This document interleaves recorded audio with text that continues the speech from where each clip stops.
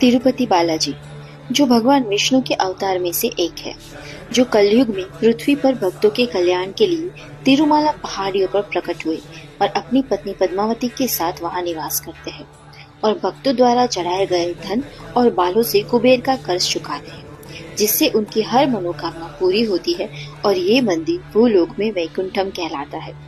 आइए डिटेल में जानते हैं। एक बार देवताओं की परीक्षा लेने के लिए ऋषि भृगु भगवान विष्णु के पास गए और उनकी छाती पर लात मारी। भगवान ने ये कहकर उनकी सहनशीलता का प्रमाण दिया कि उनके पैर में चोट तो नहीं आई, जिसे माता लक्ष्मी रूठ गई और वैकुंठ छोड़कर चली गई और उन्होंने पद्मावती के रूप में पृथ्वी पर जन्म लिया।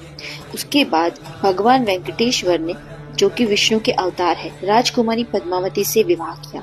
इस विवाह के लिए उन्होंने कुबेर से धन उधार लिया और वचन लिया कि कलयुग के अंत तक ब्याज सहित चुकाएंगे। भक्त जो भी चढ़ावा चढ़ाते हैं वो उसे ऋण चुकाने में मदद करता है, इसीलिए भक्त बाल दान करते हैं, जिसे भगवान ऋण चुकाने का एक तरीका मानते हैं। बाल दान करने के पीछे भी एक कहानी है।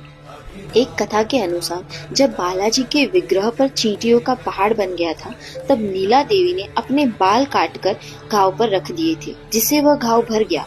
तब से भक्त अपने बाल दान करते हैं। कलयुग में भक्तों को मोक्ष के लिए मार्गदर्शन करने हेतु भगवान विष्णु यहाँ स्वयं विराजमान है, इसीलिए इसे पृथ्वी पर विष्णु का निवास स्थान भूलोक वैकुंठम कहते हैं। भगवान वेंकटेश्वर की मूर्ति के बाल असली, मुलायम और कभी न उलझने वाले माने जाते हैं।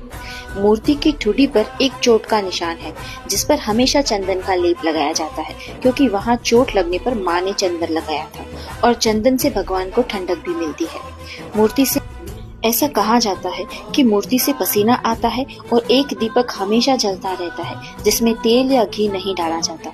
ये यहाँ का चमत्कार है।